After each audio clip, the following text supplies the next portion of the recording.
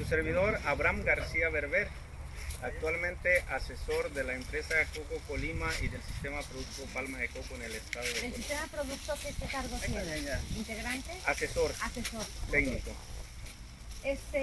¿Por qué tomó relevancia esta plaga en estos momentos? O sea, ¿qué pasó con la plaga? ¿Qué hubo en Colima que se empezó a, pues ahora sí que diseminar un poquito más que antes?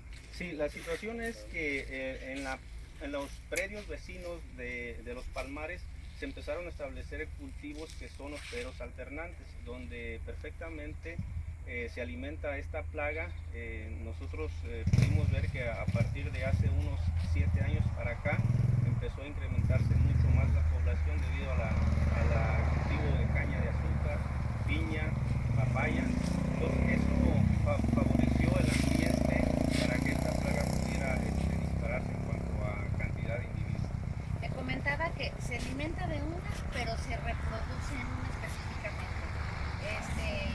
¿Y qué peligro representa para este cultivo? De hecho es una plaga muy difícil en cuanto a su control, debido a que esta plaga se desplaza de una manera muy fácil y no permanece en el cultivo de manera fija como otros y que pueda llegar a hacer una aplicación y matar este insecto. Entonces, como se mueve constantemente, es difícil controlarlo de esta manera.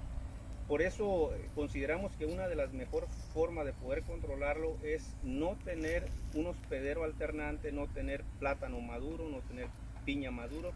Esto nos favorece. Desde luego que es muy importante el hecho de que como esta plaga se reproduce preferentemente y prácticamente únicamente en la palma, nosotros no demos oportunidad a que complete su ciclo en una planta que está enferma. Esto lo podemos distinguir nosotros fácilmente.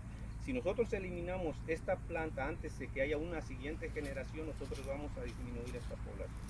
Ahora, el escarabajo, ¿qué es lo que hace? ¿Cómo destruye la palma de coco?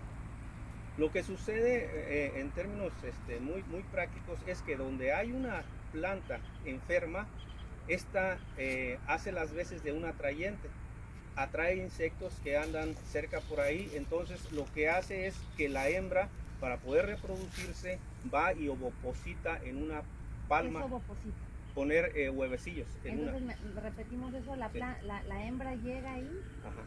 La hembra llega y pone sus huevecillos en lo que nosotros conocemos como la corona de la palma. Al poner los huevecillos sella el orificio, no puede llegar ningún producto si no sea a través del torrente de la savia.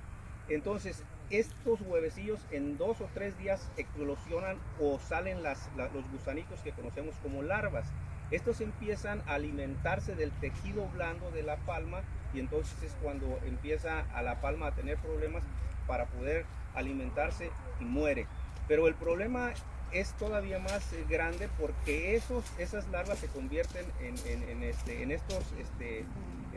estos insectos que vuelan y se diseminan nuevamente, y es un problema que se multiplica. Entonces cada palma que se deja enferma, que termine su ciclo del insecto, es como multiplicarlo, de tal manera que una de las prácticas más recomendables es cuidar en cuanto tengamos una planta con los primeros síntomas, eliminarla para cortar el ciclo de este insecto.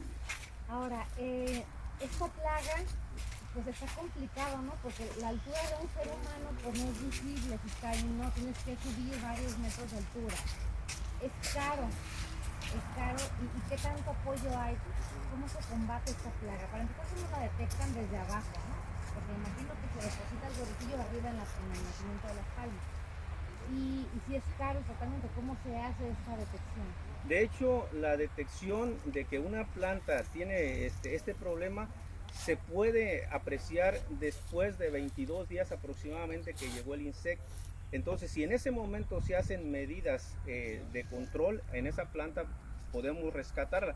Pero muchas veces los productores no distinguen con facilidad cuando ya una planta está enferma. Ahí es donde nosotros tenemos que buscar el apoyo de técnicos que hagan la labor de poder identificar estas plantas para que los productores puedan eliminarlas. Los pasos que se tienen que seguir para controlar este problema, dadas los hábitos o la forma que tiene de vida este insecto, es primero eliminar todas las plantas que sean, que estén enfermas, donde puedan reproducirse esos insectos. Punto número uno. El punto número dos, como es una plaga que no está fija en la planta, necesitamos nosotros una técnica, y en este caso es la técnica de trampeo. Ponemos trampas para que ese insecto sea llamado a esas trampas a través de una feromona que utilizamos como un atrayente.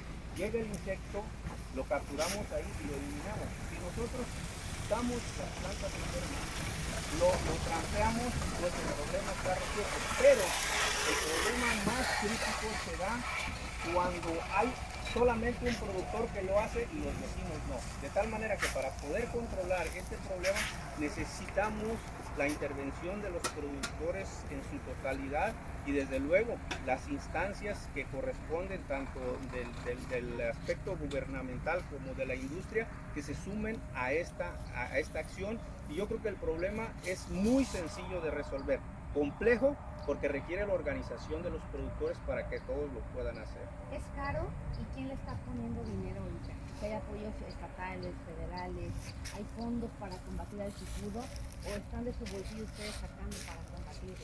Ahorita esto arrancó hace alrededor de 3 semanas una campaña para el control de esta plaga, pero fue a iniciativa de productores, con los apoyos prácticamente de la industria y con recursos propios. Esto nos da a entender que los productores están interesados en resolver este problema. Y no solamente los productores deben estar interesados en resolver este problema, porque esto es algo que tiene un impacto más que la producción agrícola. Tiene un impacto social si hablamos del turismo. Tiene un impacto ecológico si hablamos de las condiciones sobre las que están los palmares y los beneficios que trae. Y luego es uno de los cultivos que el proceso de aprovechamiento no es solamente la cosecha, sino que aquí se da un proceso en el cual se tiene que industrializar, y eso implica una activación de la economía en mano de obra, en obreros. Creo que tenemos esa fortaleza en el estado de ser los líderes en cuanto a infraestructura para el aprovechamiento de los subproductos del coco. Cuéntame un poquito ahora del panorama del coco. ¿Cuánta extensión hay sembrada de coco en Colima? ¿Cuántas toneladas se producen o se cosechan anualmente? Mira, nosotros podemos hablar que en los últimos 15 años la disminución en superficie que se tiene del cultivo del coco ha bajado alrededor del 3% anual. Esto es que nosotros llegamos a tener casi 30,000 hectáreas en el estado. Ahorita tenemos 9,000 hectáreas nada más. Y de esas 9,000 hectáreas con una densidad muy baja que puedan dar entre 60 y 70 plantas por hectárea. Si a esto nosotros consideramos la producción que podemos tener por planta al año, que son alrededor de 80 cocos, pues realmente la producción que tenemos está muy por abajo de un potencial que podemos explotar. En el estado tenemos un potencial para 40,000 hectáreas bien manejadas con el cultivo del coco. Tenemos 3 veces más prácticamente que las que hay ahorita.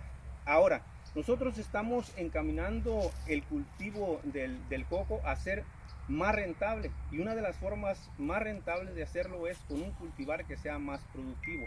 De ahí que nosotros estamos interesados en la introducción del cultivar enano verde de Brasil, el cual podemos tener 5 veces más la producción que yo estoy refiriendo, con un manejo que está enfocado a una mayor densidad de plantas por hectárea, un mayor número de racimos por planta por año y un mayor número de cocos por racimo.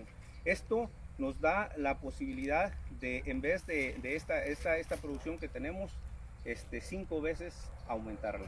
Entonces, yo leí que Colima es el principal productor de coco en el país, sigue siendo uno de los principales, y que esos son 35,300 toneladas anuales de coco. No, nosotros ocupamos el segundo lugar actualmente en el país en producción. El primer estado productor es Guerrero, en el que se cultiva cerca del 80% del coco que hay en todo el país. Nosotros le seguimos en importancia, pero nosotros tenemos algunas fortalezas que es importante considerarlas.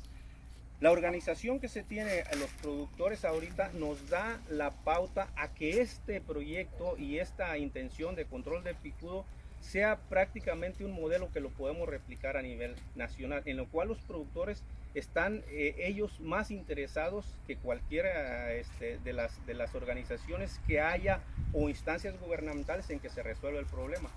Tenemos en nuestra entidad un puerto que podemos salir al exterior.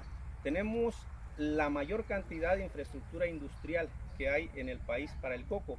Entonces, si sumamos esas ventajas y los impactos que podemos tener, este proyecto o esta forma de poder activar la economía en nuestro estado, pues reviste una importancia muy grande.